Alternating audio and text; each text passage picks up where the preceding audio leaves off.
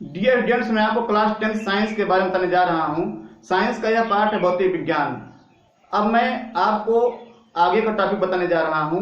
अभी तक आपने पढ़ा कि गोली दर्पण क्या होता है, गोली दर्पण कितने प्रकार का होता है। अब मैं बताने जा रहा हूं कि गोली दर्पण में जो एक प्रकार है अवतल दर्पण। अवतल दर्पण का उपयोग कैसे करते हैं। किसी चीज को पढ़ने से पहले उसके उपयोग के बारे में जानना बहुत जरूरी होता है कि हम पढ़ करके उसका उपयोग किस प्रकार करेंगे। और अवतल दर्पण से हम प्रतिबिंब जो बनता है किस प्रकार बनता है, उसकी क्या स्थितियां होती हैं, इसके बारे में अच्छी जानकारी हम प्राप्त करने जा रहे हैं। सबसे पहले हम देखेंगे कि अवतल दर्पण का उपयोग कहाँ होता है। तो सबसे पहला उपयोग हम आपको बता दें, अवतल दर्पण का जो सबसे पहला उपयोग होता है वो है दाढ़ी बनाने में। अवतल दर्पण का पहला उपयोग कहाँ होता है? दाढ़ी बनाने में। और दूसरा उपयोग डॉक्टर लोग करते हैं। कहाँ करते हैं? नाक, कान, गला के भीतरी अंगों की जांच करने में। तो डॉक्टर लोग कहाँ कहाँ करते हैं उपयोग? नाक, कान, गला के भीतरी अंगों की जांच करने में किसका उपयोग करते हैं? अवतल दर्पण का ही उपयोग करते हैं। तीसरा जो होता है, अवतल दर्पण को परावर्तक के रूप में भी प्रयोग किया जाता है। तो हम आपको लिखकर बता दे रहे हैं, आप इसको नोट कर लीजिएगा।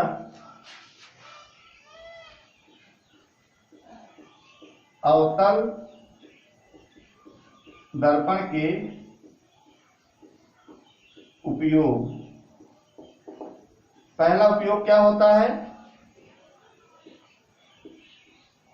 दाढ़ी बनाने में। दूसरा उपयोग क्या होता है? डॉक्टर द्वारा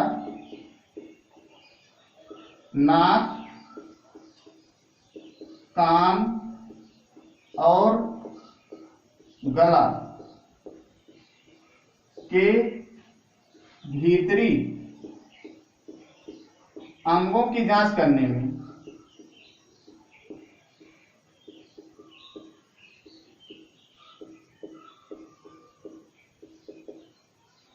तीसरा, परावर्तक के रूप में।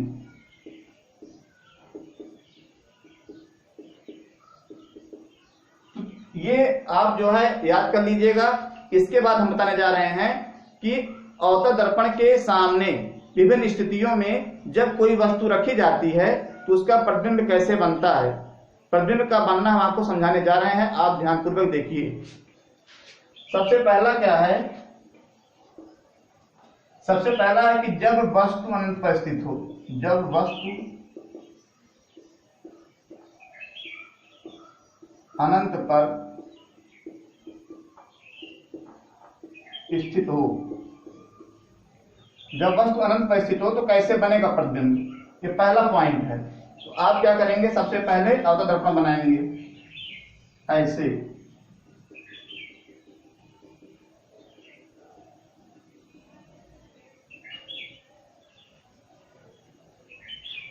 और ये मुख्य अक्ष है आपका, ये क्या है? पी। पी को पता है आपको क्या होता है? पी होता है ध्रुव। अब यहां आपका क्या है? एफ है। यहां आपका क्या है? सी है। और यहां आपको बनाना है अनंत। अनंत के लिए ऐसे हम ब्रैकेट लगा देंगे। अब कोई यहां वस्तु है ए बी। वस्तु क्या है? ए बी है। अब इस ए बी से दो पैरेलल लाइन जाएंगी, दो पैरेलल किरणें जाएंगी, मतलब समांतर किरणें जाएंगी। एक कहां से होकर जाएगा? एक जाएगा फोकस से होकर, एक कहां से जाएगा? वक्रता केंद्र से होकर जाएगा। ये देखिए, ये देखिए, आप देख रहे हैं ना, दो पैरेलल किरणें जा रही हैं। एक कहां से होकर जा रहा है? फोकस से। एक कहां से होकर जा रहा है? वक्रता केंद्र से। और आप देखेंगे कि जो फोकस से होकर जा रहा है वो क्या होगा? मुख्य अक्ष के समांतर जो है लौट आएगा।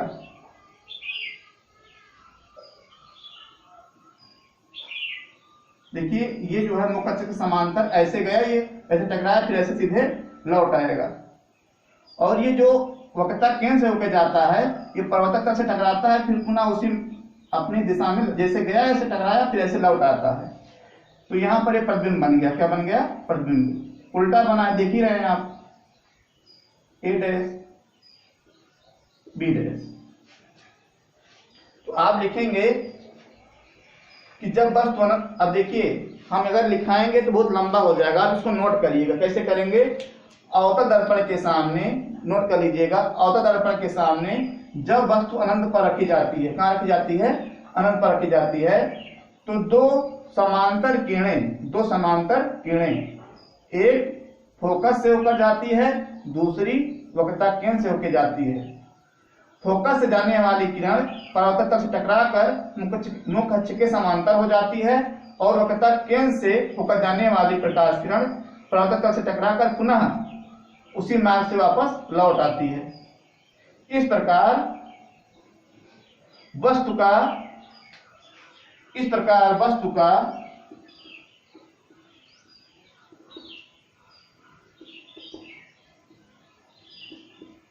वास्तविक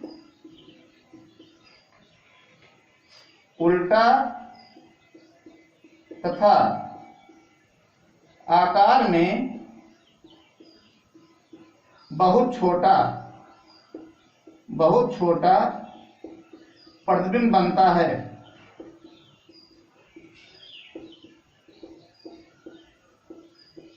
तो इस पॉइंट को आप नोट कर लेंगे। अब आपको दूसरी हम स्टेप बताने जा रहे हैं कि जब वस्तु कहाँ स्थित होती है।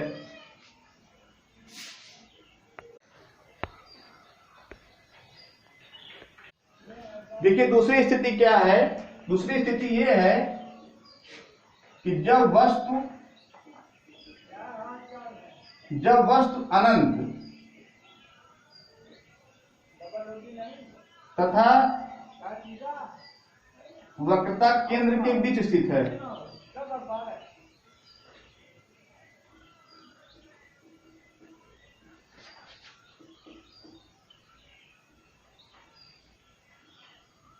जो वस्तु दूसरी स्थिति क्या है कि जब वस्तु कहाँ स्थित है? अनंत तथा वक्रता केंद्र के बीच स्थित है। तो अवतल दर्पण में आप देखेंगे, सबसे पहले हम क्या बनाएंगे? फिगर बनाएंगे।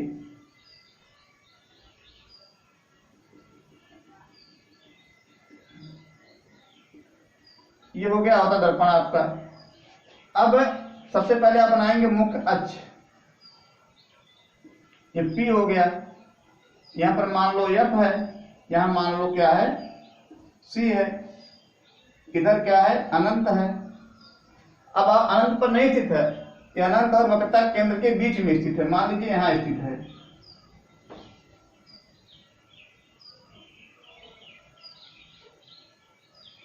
ऐसे वस्तु यहां पर स्थित है।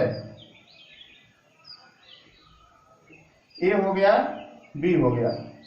अब आप क्या देखेंगे कि जब वस्तु कहां स्थित है? अनंत तथा वक्रता केंद्र के बीच में स्थित है। तब क्या होगा? तब भी हम दो किरणें लेंगे।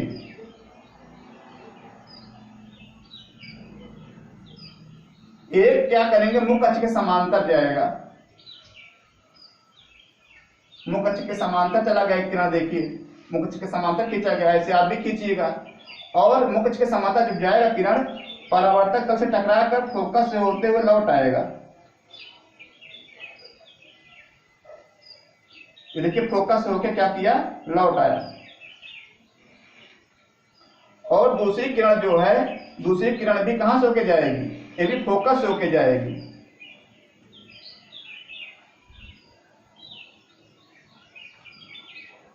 कैसे होके गई? ये फोकस से होके गई।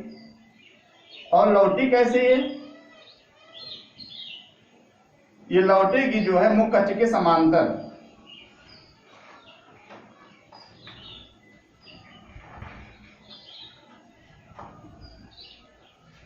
तब यहां पर आप बनाएंगे क्या? प्रतिबिंब बना देंगे, ए डैश बी डैश। तो आप लिखेंगे कैसे? जब वस्तु कहां पे? जब वस्तु अनंत तथा वक्रता केंद्र के बीच स्थित होती है। जब वस्तु अनंत तथा वक्रता केंद्र के बीच स्थित होती है तो वस्तु से दो किरणें, एक मुख्य अक्ष के समांतर जा करके परावर्तक तल से टकरा करके फिर फोकस होती हुई वापस लौट जाती है। ऐसे लिखेंगे आप कि जब वस्तु अनंत तथा वक्रता केंद्र के बीच स्थित होती है तो वस्तु से दो किरणें, पहली किरण मुख्य अक्ष के समांतर परावर्तक तल से टकराकर वापस फोकस से होती हुई लौट आती है, और दूसरी किरण फोकस से होकर जाती है तथा परावर्तक तल से टकराकर मुख्य अक्ष के समांतर हो जाती है। तभी दोनों बिंदु यहाँ पर काटते हैं। देखिए यहाँ पर काटते हैं तो यहाँ पर आप प्रतिबिंब बनाएंगे। जो प्रतिबिंब बनाएंगे तो हो जाएगा A1 B1। अब स्थिति क्या लिखेंगे? स्थिति क्या है, मतलब प्रतिबिंब कैसे बना है? वास्तविक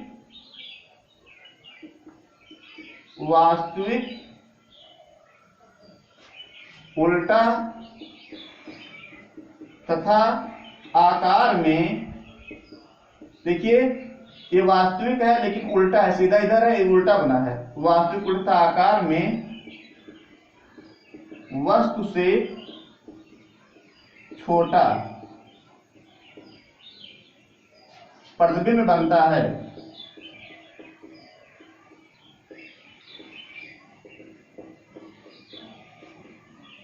तो ये हो गया कंडीशन नंबर 2। अब कंडीशन नंबर 3 देखेंगे हम।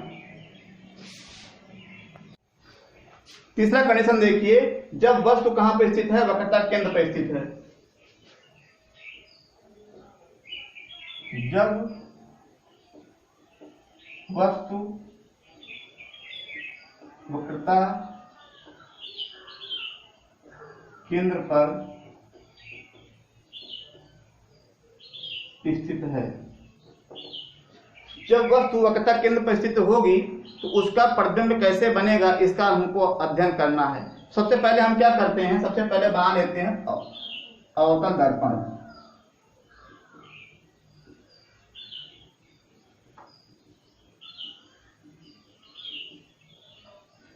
इसके बाद खींचते हैं मुख्य अक्ष।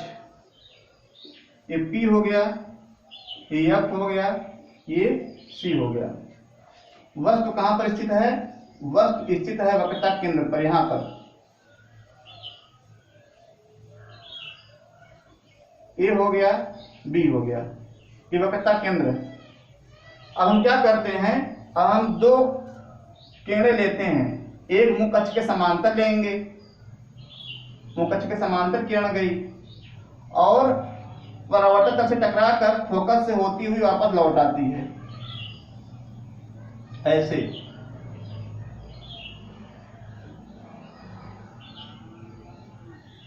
और दूसरी किरण कहां से होके जाती है? दूसरी किरण फोकस से होके जाती है, फोकस से होके जाती है और परावर्तक तल से टकराकर, देखिए फोकस होके जा रही है और परावर्तक तल से टकराकर पुनः क्या होती है? वापस लौट आती है। थोड़ा सीधा कर देते हैं इसको।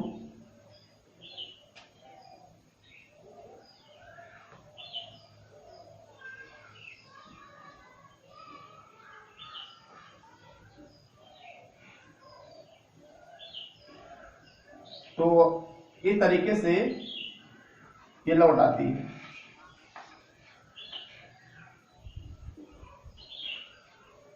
तो जो आप बनाएंगे फिगर थोड़ा सा स्केल से बनाएंगे तो आपका सीधा है। अगर पेंसिल स्केल का प्रयोग करेंगे तो इस तरीके से ये बनेगा।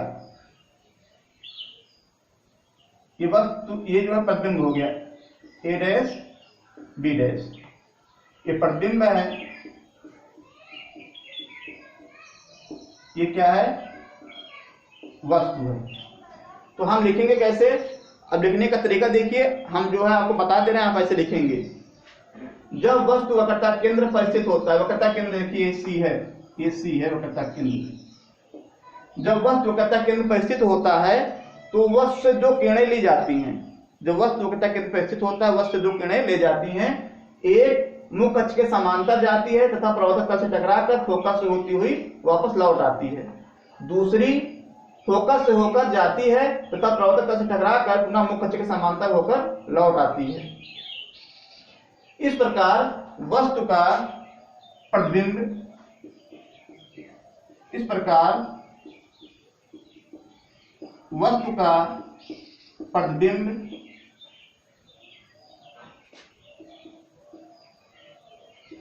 प्रतिबिंब कैसे बनता है? वास्तविक उल्टा, देखिए उल्टा है, इसी ऊपर है, नीचे है इसका सिरा, उल्टा तथा वस्तु के बराबर, वस्तु के बराबर बनता है। तो इस तरीके से हम जो है इसको बताएंगे कि तीसरे कंडीशन में वस्तु का प्रतिबिंब किस प्रकार बनता है। जितना हम आपको बताए हैं आप इसको नोट कर लीजिएगा और जिस प्रकार से बताएं लिखने के लिए इस प्रकार से लिख लीजिएगा। अब चौथा कंडीशन देखेंगे हम।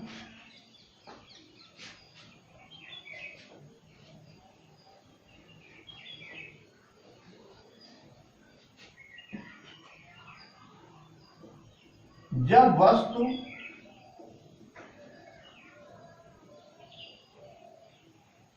वक्रता केंद्र तथा फोकस के बीच स्थित है।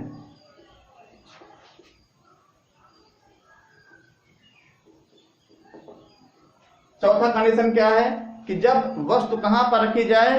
वक्रता केंद्र तथा फोकस के बीच में रखी जाए तो किस प्रकार का प्रतिबिंब बनेगा, तो ये आपको देखना है। सबसे पहले हम वही काम करेंगे, क्या बनाएंगे? औलता दर्पण बनाएंगे।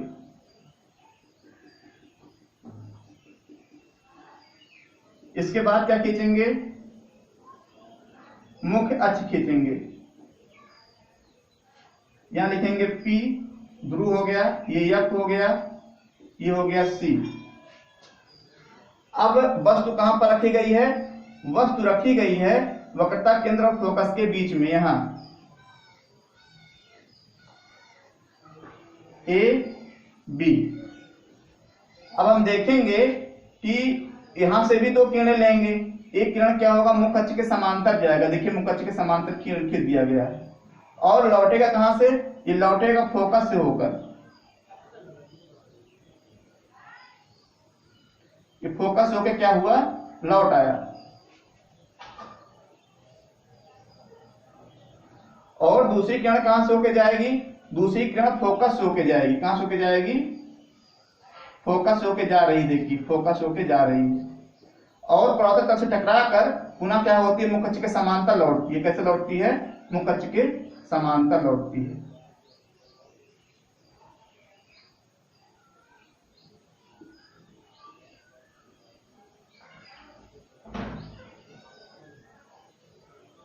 A dash B dash. तो हम क्या देखते हैं कि जब वस्तु, ये है वस्तु, ये क्या है? प्रतिबिंब है। तो हम कैसे लिखेंगे? हम लिखने का तरीका ये है जो हम बता रहे हैं, इस तरीके से आप लिखिएगा कि जब वस्तु फोकस तथा वक्रता केंद्र तथा फोकस के बीच में रखी जाती है, जब वस्तु वक्रता केंद्र तथा फोकस के बीच में रखी जाती है तब हम दो किरणें लेते हैं, दो किरणें लेते हैं। पहली किरण मुख्य अक्ष के समांतर जाती है तथा परावर्तक तल से टकराकर फोकस होती हुई लौट आती है, यही लिखेंगे जो बता रहे हैं। दूसरी किरण फोकस से होकर जाती है तथा परावर्तक तल से टकराकर पुनः मुख्य अक्ष के समांतर होकर लौट जाती है। इस प्रकार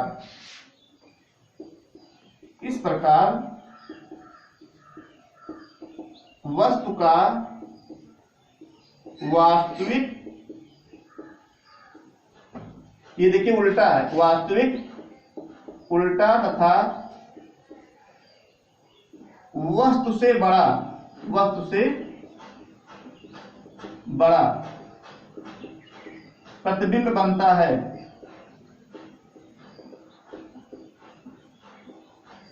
इसको आप नोट कर लेंगे, फिर चौथे के बाद पांचवा बताएंगे अब आपको हम। अब हम पांचवा कंडीशन देखेंगे कि जब वस्तु जो है फोकस पर स्थित होगा, और दर्पण के सामने जब वस्तु कहां स्थित होगा? फोकस पर। जब वस्तु फोकस पर स्थित है, सबसे पहले हम क्या करेंगे? जब वस्तु फोकस पर स्थित रहेगा तो उसका कंडीशन प्रतिबिंब बनने का क्या होगा, तो आपको हम दिखाते हैं। सबसे पहले क्या करेंगे, हम क्या बनाएंगे, अवतल दर्पण बनाएंगे।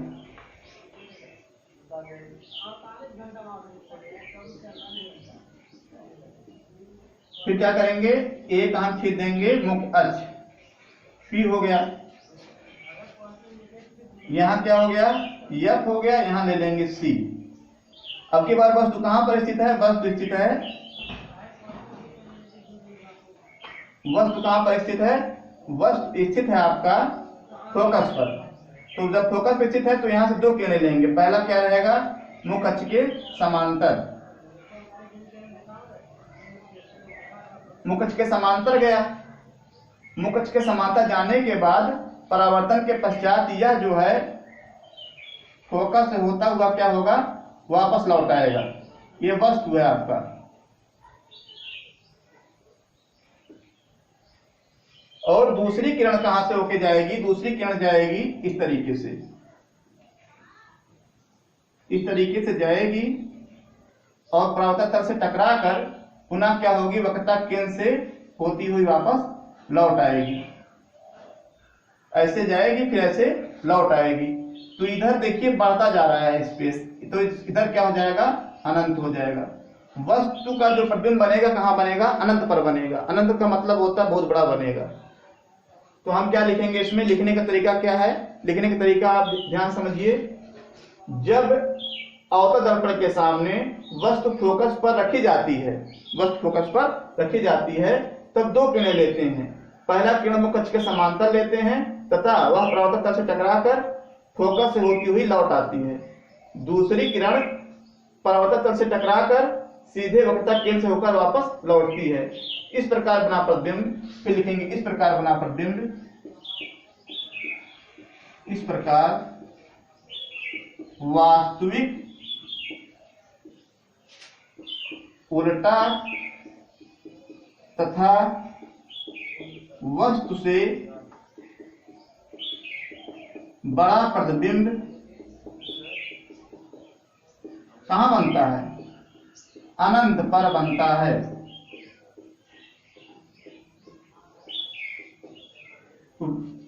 ये स्टूडेंट्स आपको ये 5 कंडीशन हो गया। आपको छठा कंडीशन बताने जा रहे हैं कि वस्तु इसके बाद यह पर आ गया, एफ के बाद कहां आएगा, दर्पण और फोकस के बीच में आएगा।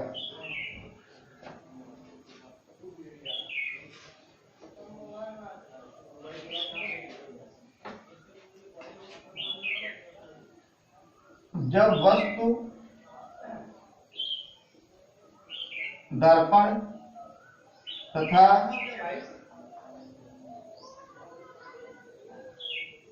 फोकस के बीच स्थित है, जब वस्तु दर्पण तथा फोकस के बीच स्थित है। इसके पहले, इसके लिए हम कैसे क्या करेंगे, सीधे बनाएंगे। हम एक पहले गोली दर्पण बनाएंगे, अवतल दर्पण बनाएंगे, अवतल दर्पण इस तरीके से बनाएंगे। फिर क्या खींचेंगे, खींचेंगे इसका मुख्य अक्ष, ये P हो गया, यहां F हो गया, यहां क्या हो गया, C हो गया। अब वस्तु कहां पर है, वस्तु स्थित है दर्पण और फोकस के बीच में, तो यहां बीच में कर दीजिए इस तरीके से। तो इसमें क्या करेंगे, ये वस्तु है AB, नोट कर लीजिएगा वस्तु है। फिर क्या करेंगे, इसमें से दो किरणें लेंगे। कितनी किरणें लेंगे, दो किरणें लेंगे। एक कहां जाएगा, एक मुख अक्ष के समांतर जाएगा। ये मुख अक्ष के समांतर गया और परावर्तक तल से टकरा कर फिर कहां से लौटेगा, फोकस से होते हुए ये लौट आएगा इस तरीके से।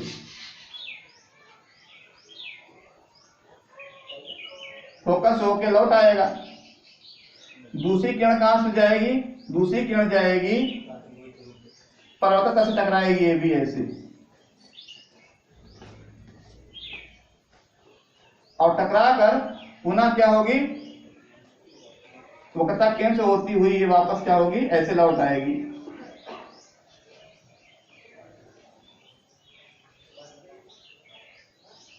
अब हम क्या करेंगे, अगर इसको ऐसे बढ़ाएंगे आगे, देखिए ऐसे आगे बढ़ाएंगे और इसको आगे ऐसे बढ़ाएंगे, तो ये देखिए यहाँ पर क्या बन जाएगा, ये प्रतिबिंब बन जाएगा, ए डैश बी डैश, ऐसे प्रतिबिंब बन जाएगा।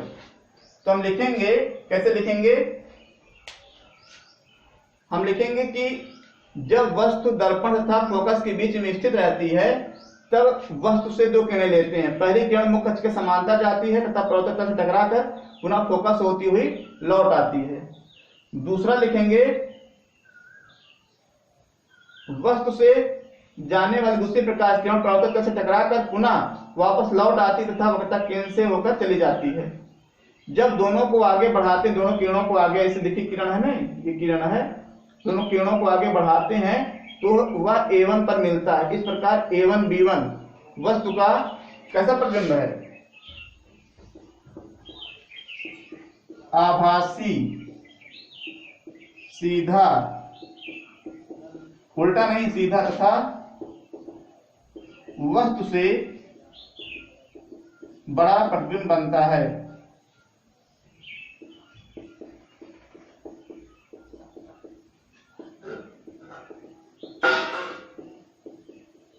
तो बच्चों इस प्रकार से हमने बता दिया कि प्रतिबिंब किस प्रकार बनता है। अब आपको हम बताएंगे इसके आगे कि उत्तल दर्पण जो होता है इसका उपयोग क्या होता है, इसके द्वारा प्रतिबिंब किस तरीके से बनता है। और आप डेली इस वीडियो को देखते रहिएगा जिससे कि आपका नॉलेज इंप्रूव हो, आपका नॉलेज आगे बढ़े।